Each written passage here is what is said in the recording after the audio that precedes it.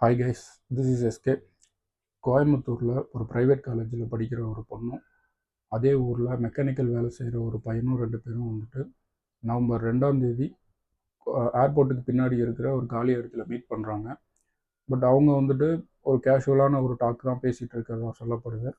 அந்த டைமில் ஒரு 11 மணி இருக்கிற டைமில் வந்துட்டு ஒரு 3 பேர் அந்த காரை வந்துட்டு கிராஸ் பண்ணுறாங்க. பண்ணும்போது இவங்க 2 பேரும் உள்ளே இருக்கிறத பார்க்குறாங்க. பார்த்துட்டு அவங்கக்கிட்ட இருந்த அருவாளை எடுத்து அந்த காரோட கண்ணாடியையும் டோர் கண்ணாடியையும் உடைச்சி உள்ளே லாக் பண்ணியிருந்த அந்த லாக்கை வந்துட்டு ஓப்பன் பண்ணி அந்த பையனையும் அடித்து போட்டு அவனை மயக்க அடைய வச்சுட்டு அந்த பொண்ணை தூக்கிட்டு போய் இந்த மாதிரி பாலியல் வன்கொடுமை பண்ணியிருக்கானுங்க.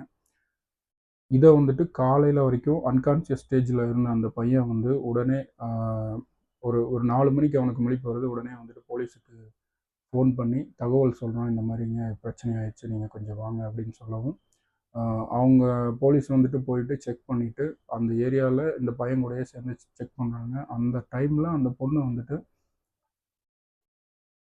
சொல்ல முடியாத ஒரு நிலைமையில் இருக்காங்க. அவங்களுக்கு வந்துட்டு ஃபஸ்ட் எய்ட் பண்ணுறதுக்காக ப்ரைவேட் ஹாஸ்பிட்டல் கூட்டிகிட்டு போகிறாங்க. அங்கேருந்து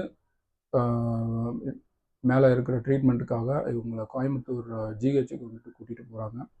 அங்கே போனதுக்கப்புறம் இவங்க வந்துட்டு கேஸ் ஃபைல் பண்ணி இதை வந்து இன்வெஸ்டிகேட் பண்ண ஸ்டார்ட் பண்ணுறாங்க. இந்த 3 பேரையும் இந்த வேலையை பண்ணதுக்காக அவங்கள 7 செப்பரேட் டீம் போட்டு அவங்கள வந்து தேடிக்கிட்டு இருக்காங்க.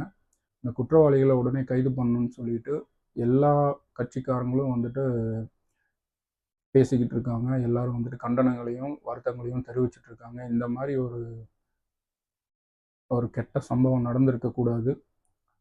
இதை வந்துட்டு பாதுகாக்க தவறிய காவல்துறை மேலேயும் வந்துட்டு பெரிய அதிருப்தியை வந்துட்டு கொண்டு வந்திருக்காங்க. இந்த மாதிரி விஷயங்களுக்கு வந்துட்டு காவல்துறை முன்னெடுப்பாக ஏதாச்சும் ஒரு ஏற்பாடுகள் பண்ணணும். ஏன்னா பாதுகாப்பு தான் முக்கியம். ஸோ அதை வந்துட்டு எவ்வளோ ஈஸியாக வந்து போலீஸை ரீச் பண்ண முடியுங்கிற அளவுக்கு வந்துட்டு இவங்க கொண்டு வரணும். ஸோ இவங்க 3 பேரையும் கைது பண்ணுறதுக்காக அந்த 7 குழுக்கள் கொண்ட டீம் வந்துட்டு சர்ச் பண்ணிட்டு இருக்காங்க. இவங்களை உடனே கைது பண்ணணும்னு சொல்லிட்டு எல்லா அரசியல் தலைவர்களும் வந்துட்டு கண்டனங்களை தெரிவிச்சிட்டு இருக்காங்க.